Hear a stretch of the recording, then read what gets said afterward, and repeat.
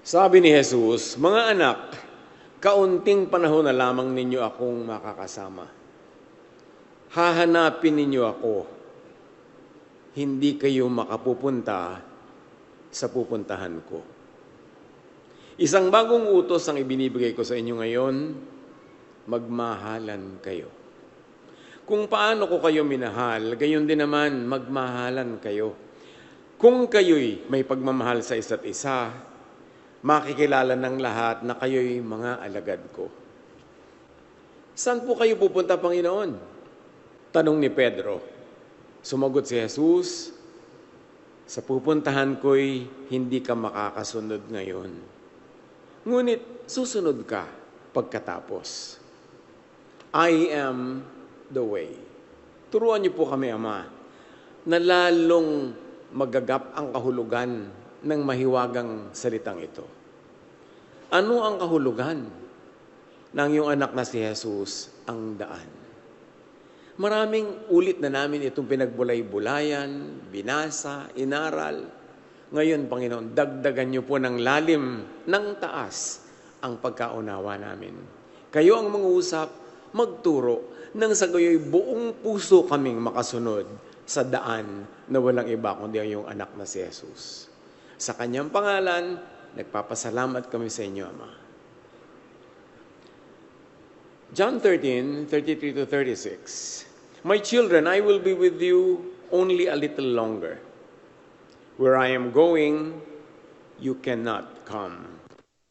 This is a super impactful moment. Hindi lang nila narinig na aalis si Jesus.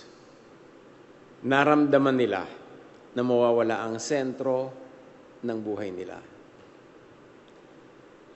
Iniwan nila ang lahat. Hanap buhay, security, identity, even families para sumunod kay Jesus. Tapos ngayon, aalis siya. At hindi sila makakasunod. Siyempre, malaking separation anxiety. Natural lang. Bakit ganun? Ano na ang mangyayari sa atin kung wala na siya? Tanungan siguro nila yan. Para saan ang lahat ng iniwan natin? Mali ba ang pagkakaintindi natin sa lahat ng ating mga ginawa? At bakit naman tayo maiiwan? Hindi ba tayo handa? Hindi pa ba? Hindi pa ba tayo karapat dapat sumunod? Hindi lang sila mawawalan ng teacher. Mawawalan sila ng direction, identity, at certainty. Sabay-sabay. Ngayon, ilagay natin ating sarili sa lugar nila. Pag ang sandigan mo ay biglang nawala, pag ang inaasahang direction ay hindi na masundan, pag kahit gustong sumunod, parang may hindi patugma, paano? Anong gagawin mo? Hindi pwedeng maliitin ang lahat ng uri ng emosyon na nadama nila nung sinabi ni Jesus na aalis siya at di sila makakasunod. At least, not yet. Tsaka hindi ba yan ang tanong din natin madalas sa buhay natin? Where are we in the scheme of things? Para ano ba yung buhay? Ano ba yung mga nagawa natin? Tama ba? Tama ba ang tinatahak natin? Dapat bang ituloy? Bakit parang kuminsan hindi tayo makasunod ng buo kahit sa Diyos? At doon, lumilitaw ang mas malalim na tanong. Hindi lang saan siya pupunta, kundi bakit hindi pa tayo makasunod ng buo? Tulad ng sa pang-araw nating buhay. Bakit ang tagal-tagal na nating Christian, hindi pa tayo makasunod ng buo? Ba't ang tagal-tagal mo ng basa ng Bible, memorya ng mga verses, pero parang hindi ka pa rin talaga makasunod. Ano ba, may baraba? At kung paano sasagutin ni Jesus ang tanong ng mga alagad, doon din matatagpuan ang sagot kung tanong din natin ang bagay na ito. Kung siya nga ba ang daan at kung paano siya masusundan ng ganap hanggang dulo, paano gagawin yon? Jesus had been hinting at this. He was talking about a gap not of distance, but of nature. Ang maglalayo sa kanya sa mga alagad, ang magiging agwat nila, hindi kilometers, hindi miles. Nature. Yun ang magiging pagkakaiba at pagkakadistansya. Hindi agwat ng lugar, kundi agwat ng kalooban. Kailangan muna ang pagbabagong loob para makatawid at makasunod ng lubos. At isinunod niya, "A new command I give you, love one another." Ano ang relevance ng love? Bakit biglang kasunod yun? Sinabing, hindi kayo makakasunod sa pupuntahan ko. Aalis ako. Tapos sabi niya, love one another. Ba't biglang kumambyo sa love? At sabi pa niya, by this, meaning by this love, by this distinction, everyone will know that you are my disciples. Meaning, everyone will know that you belong to and you belong with me. Anong klaseng command yan? Nung una, yung old command, kasi sabi niya, I'll give you a new command. The old command was, love your neighbor as you love yourself. The last time we look in Scripture, that was the command about love. Love your neighbor as you love yourself. Limited ang object, neighbor lang. At kung babasahin mo yun from a Jewish point of view, kapwa Jewish mo lang yung neighbor. Kaya nga may nagtanong noon, and who is my neighbor? Ibig sabihin, pagka hindi ko kalahi, hindi na yan kasali sa dapat ibigin. Tapos sabi niya, noong old, love your neighbor as yourself. So yung self mo ang pamantayan mo kung paano mo iniibigay yung sarili, doon mo ibigin ang iyong kapitbahay. Pero sabi ni Jesus, no. Love even your enemies. And love one another, not according to yourself, but according to how much I loved you. Na iba yung scope ng mamahalin at na iba yung standard ng pagmamahal. Hindi na as you love yourself, kundi as I loved you. At kasunod yon doon sa turo niyang, hindi kayo makakasunod sa akin. Para bang sinabi niyang, at kung gusto niyo makasunod, itong gawin niyo. Love one another as I have loved you. Inihahanda ni Jesus to grow from physically following Him to spiritually becoming like Him ang mga disciples. From leaving their fishermen nets to leaving their old standards. Laging may iniiwan para sumunod kay Jesus. So dati iniwan lang nila, sabi ni Jesus, I will make you fishers of men. And so they left their fishing boats, they left their nets. Ngayon naman, ang susunod nilang iiwan ay yung old standard of love. Loving only your neighbor, your kind, your kamuka, your kapitbahay, your kamag-anak, your kalahi. As you love yourself, hindi na ngayon. As Jesus loves. Ibig sabihin, mas extreme to.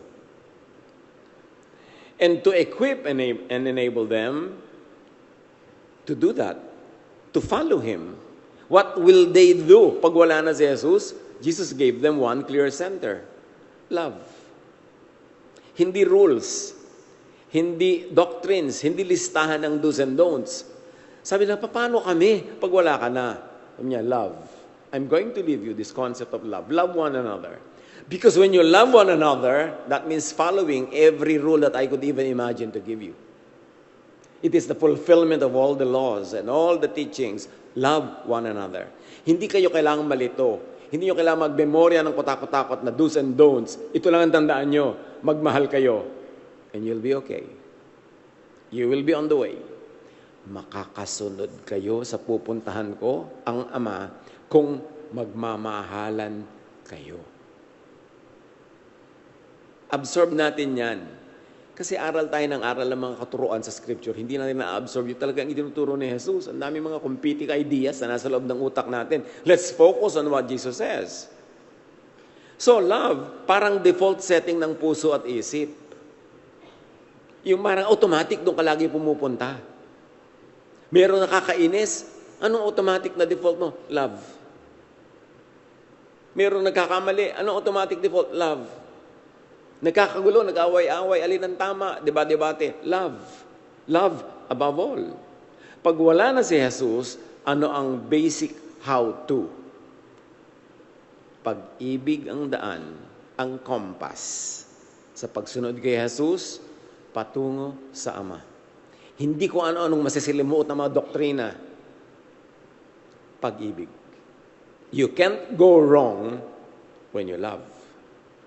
Yung kung ano ang loving way, yun ang way. Yun ang daan patungo sa Ama. Pag nagtatalo-talo, alin ba ang daan patungo sa Ama? Alin doktrina ang tama? Alin sinong grupo ang tama? Yung love ang tama. Kaya nga sabi ni Jesus, hindi kayo makakasunod, but love one another as I have loved you. The disciples have a very interesting question. Where are you going? But Jesus' answer is more interesting because Jesus answers with a hindrance. You cannot follow me. Yun ang sagot. Saan po kayo pupunta? Hindi kayo makakasunod sa pupuntahan ko. Yun ang sagot. Hindi niya sinabi kung saan. Ang sinabi niya, hindi nyo kaya. Hindi pwede. At least not yet. When, on what condition can they follow? When they love like Jesus. Kaya kasunod sa sinabi niya, hindi kayo makakasunod is love one another. Gusto niyo makasunod? Gusto niyo ang daan? The way is love. On that day, sabi niya sa John 14:20, you will realize that I am in my Father, and you are in me, and I am in you. In other words, kasama kayo. Mauunawa nyo na ako ay nasa Ama. Ang Ama ay nasa akin, ako ay nasa inyo, kayo ay nasa akin, therefore kayo ay nasa Ama rin, at ang Ama ay nasa inyo rin. We are all in this together. And how do you enter that circle? How do you enter that circle of life? Na nandun yung Ama, nandun yung Anak, nandun ang Spirit, through love. John 17:21, the kingdom of God is within you. Sabi, saan ka pupunta? Sa kingdom of God. Paano po kami pupunta doon? The kingdom of God is within you. The kingdom of God is not a lugar na pupuntahan. It is a condition of the heart na papasukin. Uri ng pagkatao ng espiritualidad na dapat maging ikaw.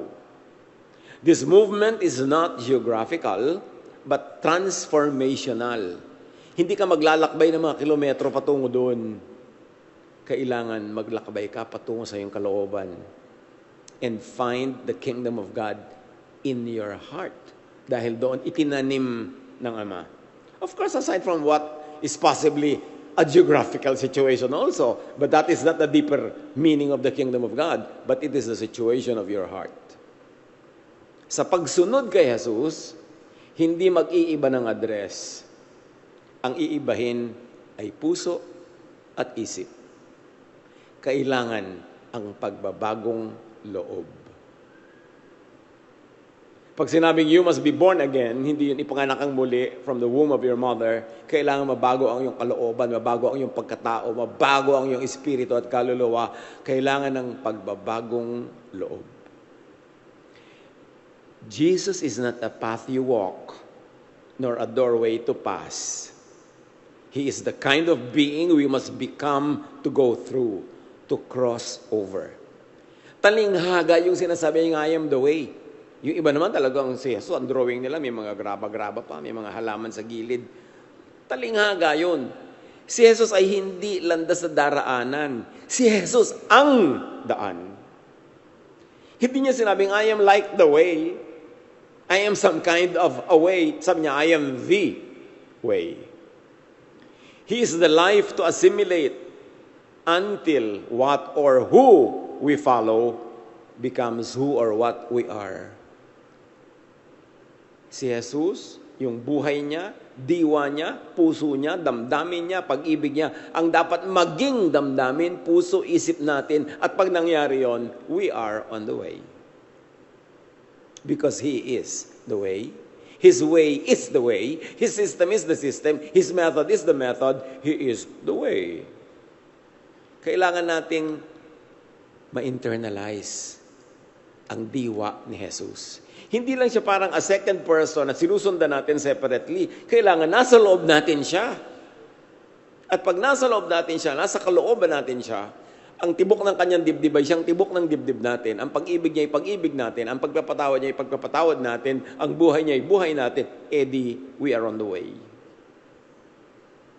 Ang tunay na faith, hindi lang tumatanggap ng grace, kundi nagiging buhay na pagbabago. Hindi tayo nagbabago para matanggap. Nagbabago tayo dahil tinanggap. Pero pag tumanggap ka kay Jesus at tinanggap ka ni Jesus, dapat may pagbabago. Yung iba naman sobrang, grace na, wala na akong dapat gawin, everything is by love. Hindi ganun yun. Because to love like Jesus is to be like Jesus. Not to remain un-Jesus, but to be like Jesus. Dapat hindi ina-abuse yung concept ng grace, ng love, ng Jesusness. Kasi yun ang way.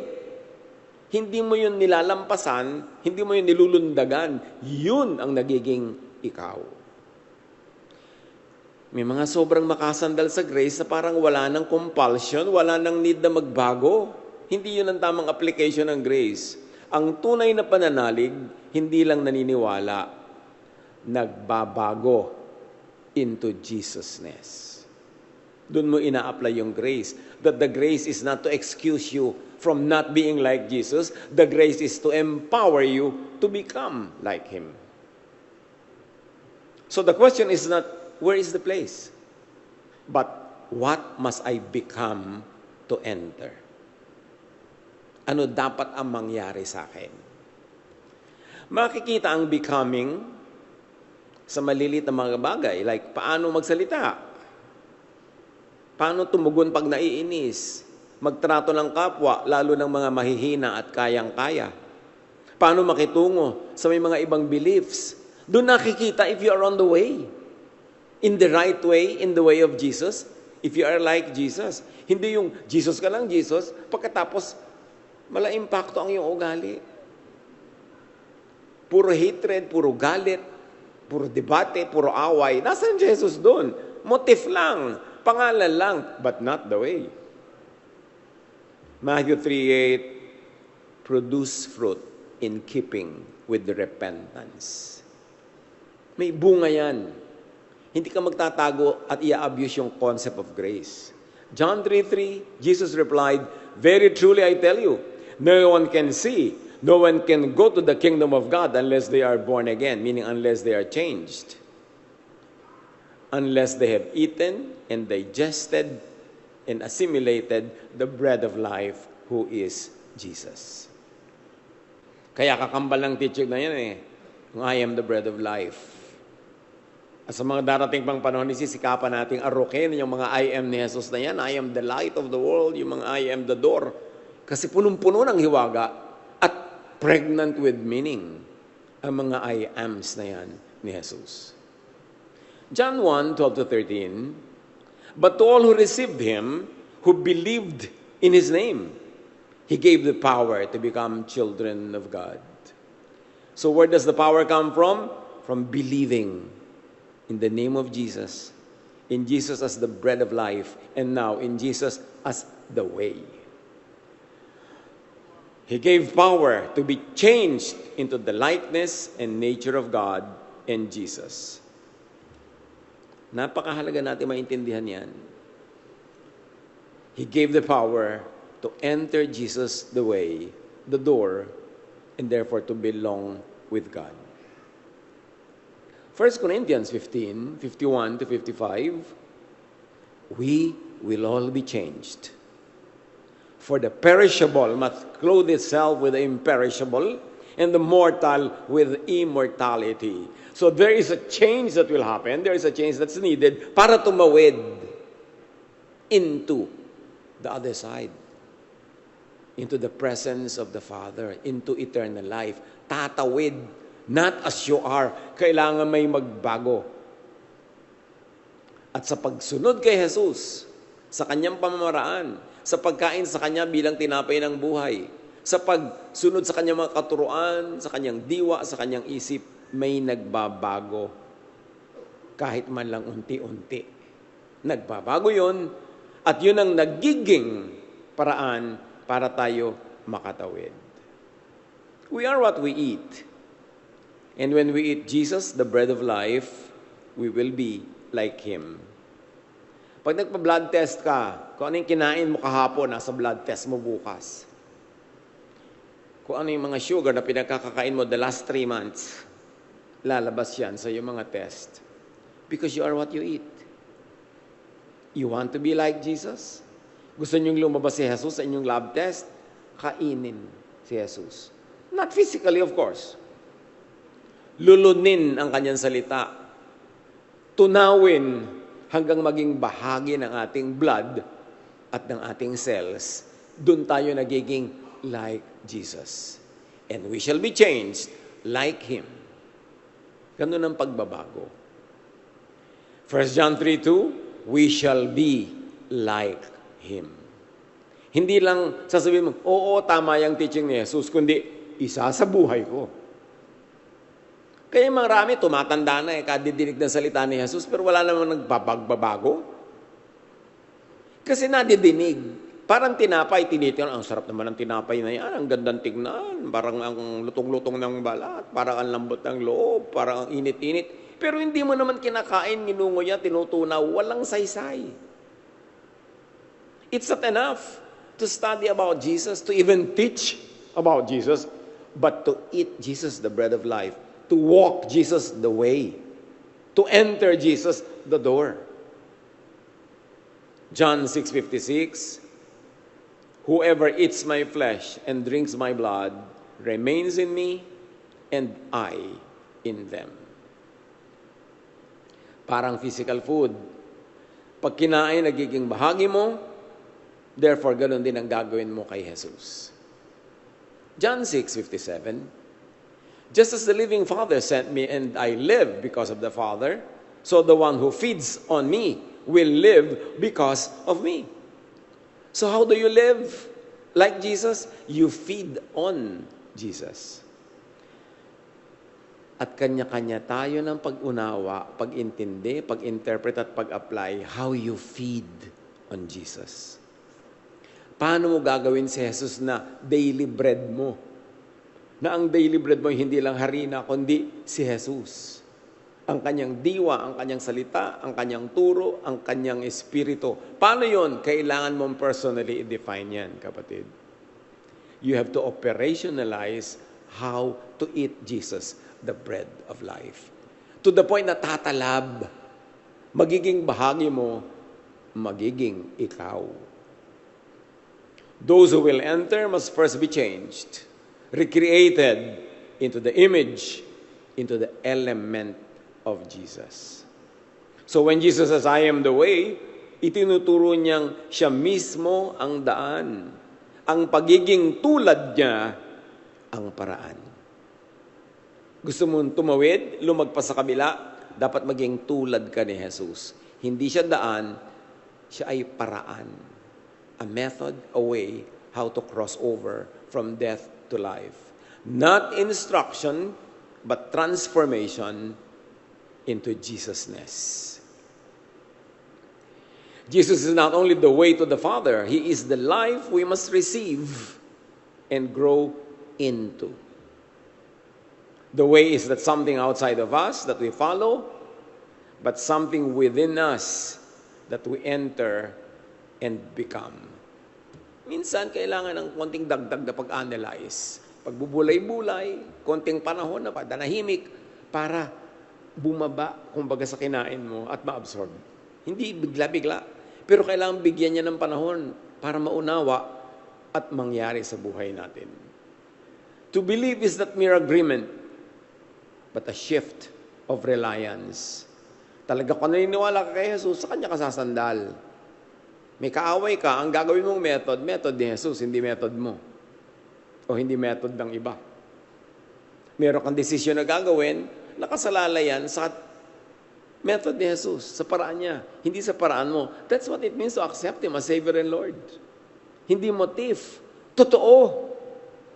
At pag ginawa mong habit sa maliit o malaking bagay na sumusunod ka sa way ni Jesus, marirealize mo naging habit mo na. Naging ikaw na, naging natural na, ikaw ay kasama na niya sa way na yun. Hindi ka na second party. Hindi ka na third party. You are inside the circle. To follow is not only imitation, but also participation. To eat the bread of life is to internalize His life until it becomes ours. Na yung buhay niya, yun ang buhay natin, hindi magkahiwalay. Hindi ka nakatingin sa labas o sa loob. Iisa na. Yun ang goal, to be one with Jesus. This change is not self-produced. God initiates, draws, and enables, but it is truly lived by the person who responds, receives, and walks in it. To be like Jesus, dalawa ang forces at work. The Father in heaven who teaches all and reveals that to all, and we who respond to that revelation, to that teaching, to that idea, and because of our response, we eat the bread, we take the road, we do the walk, we enter the door. Sagutan, participatory. So we do not become like Jesus to be accepted. We are accepted, and therefore we are being changed.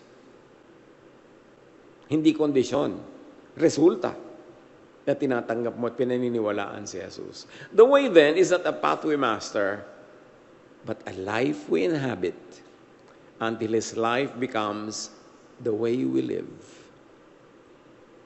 Parang yung libingan ni Jesus nung dinalaw ng mga disciples, sabi ng anghel, He is risen, He is not here. So parang tayo rin yun. Na pag pinuntahan tayo ng kung sino-sino, sasabihin natin, I am not here anymore. Why? Because it's now Jesus who lives here. Jesus inhabits me. Kaya tayo nagiging kingdom of God, nasa kalooban natin. Kasi pinamamahaya na tayo ng Espiritu ni Jesus. Dapat tayo maging tulad ni Jesus. In spirit and in action. Romans 8:29, for those whom He foreknew, He also predestined to be conformed to the image of His Son. Ang alam ng Ama, ang tuturuan ng Ama, at ang tatanggap sa katuruan ng Ama tungkol kay Jesus ay inihanda na niya, inilaan niya na maging tugma sa pagkatao, pagka-espiritu, sa essence ni Jesus. Those who will truly accept Jesus had been predestined to conform to His image. So hindi pwedeng as you are, as is where is. No, we have to be conformed. We have to be changed. We have to be born again. But we only have to understand what it really means.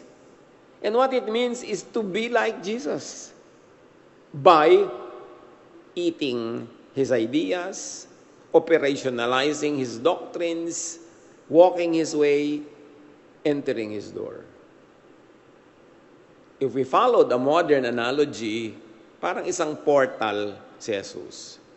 Hindi lugar na pinupuntahan, kundi paraan, daanan. Kung saan sa paglagos ay dapat muna mag-iba. At nag-iiba ang nature ng tumatawid. So dapat may mag-iba sa'yo para ka makatawid, pero habang tumatawid ka, patuloy ka pa rin naiiba. Para patuloy ka makapasok sa daan na ito, who is Jesus. John 14:6, Jesus said, I am the way, and the truth, and the life. No one comes to the Father but by me. Or so you might say, by being like me in nature.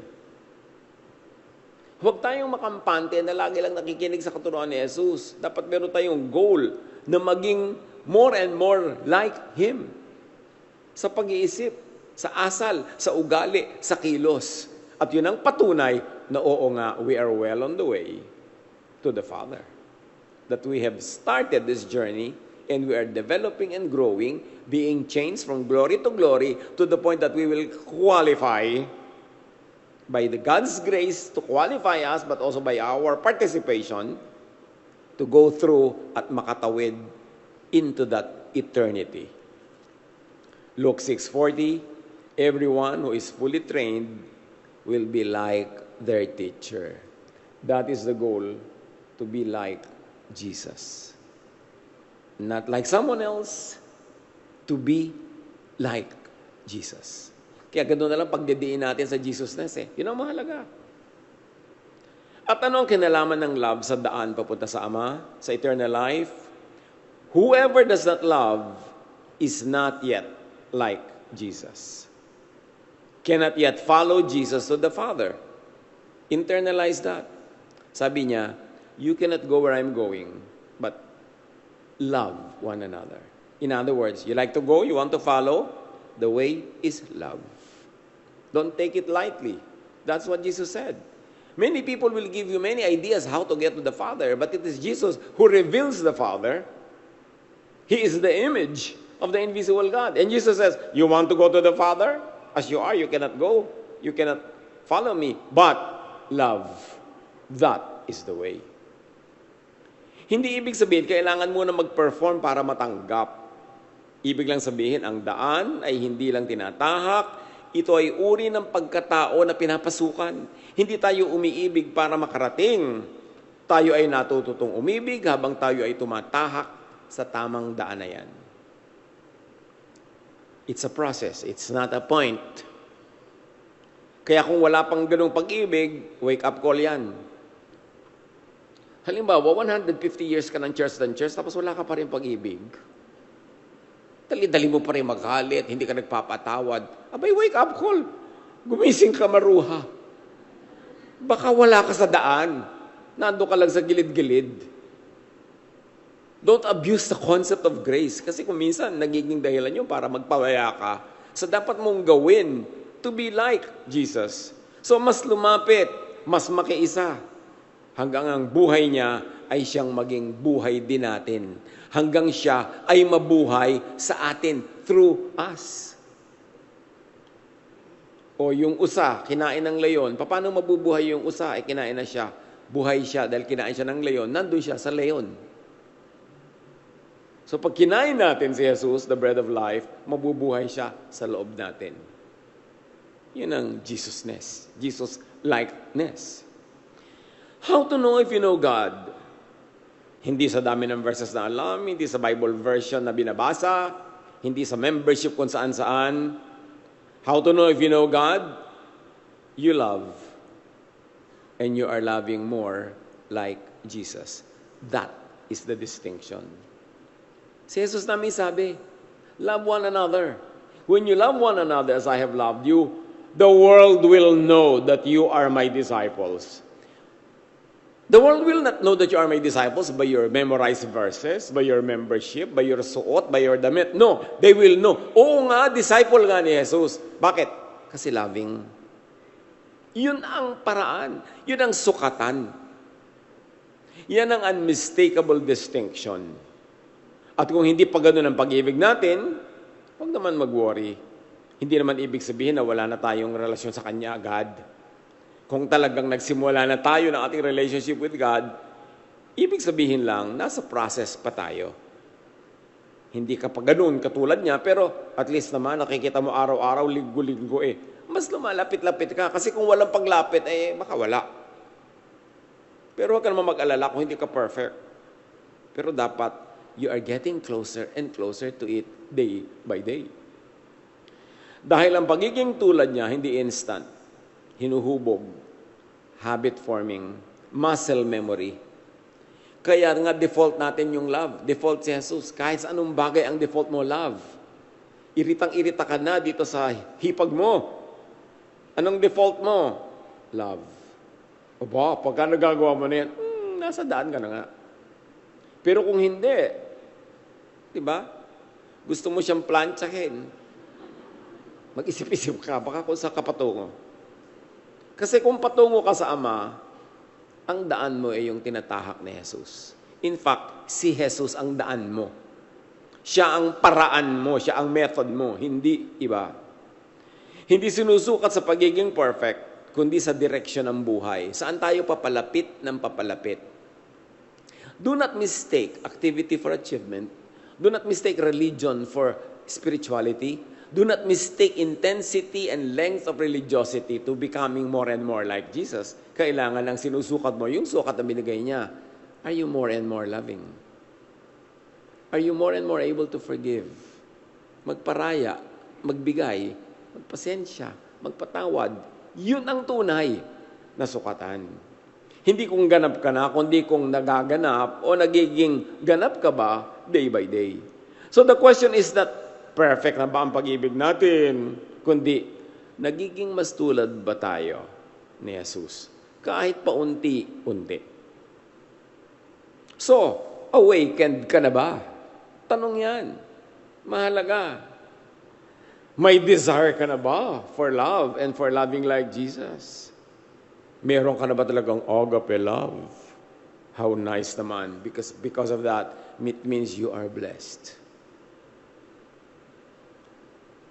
2 Corinthians 3:18, and we all, with unveiled faces, continually seeing Him as in a mirror, the glory of the Lord. Ang ganda itong analogy na ito ni Paul yung sa mirror. Sabi niya, and we all, with unveiled faces, continually seeing Him as in a mirror, the glory of the Lord. Parang malabo-labo, parang through a mirror lang, baka dark-colored glass pa. But we are progressively being transformed into image from one degree of glory to even more glory, which comes from the Lord who is the Spirit. Yung transformation, ini-essay ni Paul, na patagal ng patagal, yung malabo, palinaw ng palinaw. So, huwag kang mag-alala kung hindi malinaw agad. Ang mahalaga, lumilinaw-linaw as time goes by. So, hindi tayo finished work. We are in progress. So, kahit may nagtuturo dyan ng tungkol kay Jesus, tapos biglang may nakita kang hindi magandang asal o hindi ka nagandahan, huwag ka naman mang-uusik at mambablockmail agad na, ganyan ba ang Jesusness? May mga ganyan kasi, pagka medyo may hindi nagustuhan sa'yo, ganyan ba Jesusness? Di mo ko pinapautang. Ganyan ba ang Jesusness? Ganyan. Yung usig agad, we are all works in progress. 1 John 4:16, God is love. Whoever lives in love, lives in God, and God in them. Love is the highest doctrine. Kahit magdugo pa tenga nyo at mangawit ang pangako kasasabi ng love at Jesusness, yun lang naman talaga ang mahalagang sabihin. Kasi yun ang pinahalagahan ni Jesus. John 3:16, whoever believes in Him, meaning believes enough to love like Him, shall not perish, but have eternal life. Can you imagine that? That the way to eternal life is believing, and believing is by being like Him, meaning loving like He loved. John 17:3, now this is eternal life. Ayan na, mahalaga. Ano bang eternal life? That they know you, the only true God, and Jesus Christ, whom you have sent. When you know the Father through Jesus, you have eternal life. Because to know the Father is to know love. And to know the Father through Jesus is to know love through love. Therefore, you are in the circle of love. At sabi ni Jesus, this is what you need. To know and believe is to follow. And to follow is to become. When you are a Jesus follower, you are becoming like Jesus. You don't follow from a distance. You follow the kingdom which is inside you. You allow Jesus to inhabit your life, to live your life as if Jesus is living His own life through you. Kaya Christ in me ang sinasabi. Luke 18:18-23, sa pagpapakita ng kung ano bang ibig sabihin ni Jesus ng paano kaka-eternal life at anong kinalaman ng love, maraming episodes yan. One is this. A certain ruler asked Him, Teacher, what shall I do to inherit eternal life? That is to follow you to the Father. A very important question. What must I do to inherit eternal life? Jesus said to him, you want to inherit eternal life? Do not commit adultery. Do not kill. Do not steal. Do not bear false witness. Honor your father and mother. End of conversation. Yun lang ang sinabi ni Jesus na dapat mong gawin to have eternal life. Ibig sabihin, do others no harm. Do good to others. Love pa rin yun eh. Then come, follow me. The way is life to become. Not a road to take, but a person to become like Jesus. John 14:12, "He who believes in me will also do the works that I do." So yun ang inaasahan ni Jesus, hindi lang naniniwala ka sa akin, then magic, isa-save kita. No, you believe in me, you will also do the works that I do. And what is it that I do? I'm in the business of loving people, of helping, forgiving, enabling, empowering, healing, feeding. Be in that business, and you will find yourself in the same side of the line with me. And therefore, you are on the same road as I am, and we will be going to the same destination, the Father. I am leaving the world and going to the Father. Yun ang umpisa ng kwento natin, di ba? Aalis si Jesus, may pupuntahan siya. At sabi niya, where I am going, you cannot follow. So itanong natin, how to follow? Kasi gusto nating sumunod. 1 John 4:7-8, let us love one another, for love comes from God. Everyone who loves has been born of God and knows God. So sino ang born again? Those who love.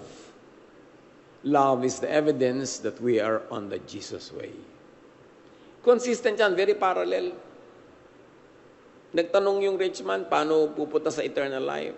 Ang sinabi lang ni Jesus, don't harm others, do good to others. John 14:21, whoever has my commands and keeps them is the one who loves me. And isn't it love the way? Love is the way to the Father. So whoever has my commands and keeps them is the one who loves me. The one who loves me will be loved by my Father, and I too will love them and show myself to them, meaning I will lead them to eternal life. Love is not just guidance, it is the way itself. The way is not just something you study, but someone you follow and become like. And that someone is Jesus. Hindi sinabing, I am like a way, kundi I am the way.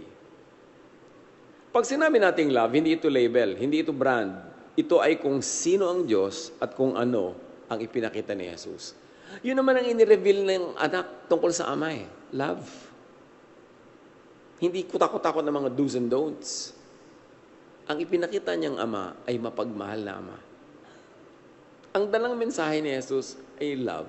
For God so loved the world that He gave His only Son, that whoever believes in Him will not perish, but will have eternal life. What do you believe in Jesus? What do you believe about Jesus? Yung teaching niya, love. Sabi niya, a new command I give you, love one another as I have loved you. And if you love, everyone will know that you are my disciples. Therefore, you are following me all the way to the Father. Kahit paikot-ikutin mo yan, simple lang yung formula. At ang anyong iyon, ng utos ni Jesus, ng pagiging tulad ni Jesus, ang tinatawag nating Jesusness. Tawag lang naman natin yun. Baka may ibang tawag pa dyan, hindi mabuti. But we call it Jesusness. At kung saan may Jesusness, doon gumagalaw ang daan. Ang daan, hindi ritual, kundi relasyon. Sa Ama through Jesus. Hindi listahan ng do's and don'ts, kundi pagbabago ng pagkatao. Mayroong mga magsabi, sister, naki-Lord ka na, dapat hindi na ganyan na itsura mo. Sabi mo, teka, nagbago ka na ba ng pagkatao? Nagbago nga anyo mo, nagbago haircut mo, nagbago yung uniform mo, pero nagbago ba yung pagkatao? Kasi ang sukatan, pagbabago ng pagkatao. Be born again, be a new creation. Hindi pakikigrupo lang sa tao, kundi pakikipisan sa buhay na kataas-taasan. John 10:11-14, I am the good shepherd. I know my sheep, and my sheep know me. If Jesus is the good shepherd, and the teaching of that good shepherd is love, leave the false way to walk in the true one, leave the false shepherd to follow the true one. Paano mo malalaman kung sino ang true shepherd? E di ang mensahe, ang teaching, ang method, ang ending ay love. Because Jesus is the true shepherd. Huwag magsayang ng pagod na maging sunod-sunuran sa hindi naman nagtuturo o gumagawa ng pag-ibig. Matthew 23, "Woe to you, teachers of the law and Pharisees, you hypocrites! You have neglected the more important matters of the law, justice, mercy, and faithfulness." That's what matters. Beyond and above sectarian religiosity is generic love. Posibleng kumpleto ang religiosity pero lihis ang ugali at masama ang asal, kulang sa pag-ibig. Kaya hindi sapat ang pagiging religious kung hindi naman nagiging tulad ni Jesus. Ang hinahanap niya, hindi lang pagsunod directionally or actively, kundi pagbabagong loob tulad nga ng atin na ipinakadiin-diin. Sa puntong ito, malinaw na ang tanong, hindi lang alam ba natin ang daan, kundi nagiging ganito na ba tayo tulad ni Jesus? Hindi lang na, alam ko si Jesus ang daan, pero nagiging tulad ka na ba niya? Dahil ang hindi nagbabago, hindi tumatawid. Naiiwan. At the end of the day, hindi ito question about knowledge, kundi about direction in life. What is your trajectory? Generally speaking, pag idinrawing mo ang mapa ng buhay mo, saan ka patungo? Pagka idinrawing mo by arrow, ang pinupuntahan ng iyong puso, patungo ba sa love or sa hatred? Patungo ba sa peace or sa trouble? Kasi madaling i-drawing, malalaman mo kung tama ang daan mo. Papalapit na ba ng papalapit sa pagiging tulad ni Jesus? Wow, how exciting. Dapat ganun. What the way is? Not a road, but a becoming. Pagiging. How to enter it? Not belief as idea, but participation in Jesusness. Pakikiisa, pakikilahok, pakikisangkot sa gawain ni Jesus. At ang gawain ni Jesus is to love, to forgive, to restore, to heal, to feed, to take care. How to know if you are in it? Love as lived behavior. Ang love ba sa iyo ay noun or verb? Ang noun ba sa iyo isang ideyang tinitingnan o isang katotohanang nagaganap araw-araw sa iyong buhay? By being joined to Jesus and loving like Him, the way is not a path you follow. It is a life you become. Turuan niyo po kami, Panginoon, na ang buhay namin na maging tulad ng buhay ni Jesus. Ng aming diwa, isip, asal, ugali at kilos, mapasunod sa paraan ni Jesus. That we are changed into His likeness, into His image, not only in a magical way, but also in very practical ways every day. Because the test of being a true follower and disciple of Jesus is if we love. Doon mo kami gawing sensitive, Panginoon.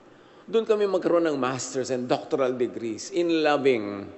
Doon kami maging expert, maging experienced in loving. Because by loving like Jesus, we can never go wrong. Maaaring magkaroon kami ng mga daplis here and there, maaaring magkaroon kami ng mga imperfections here and there, but if the general directory of our life is love, it means we are in the way of Jesus. Pagbulay-bulayan natin ito, mga kapatid.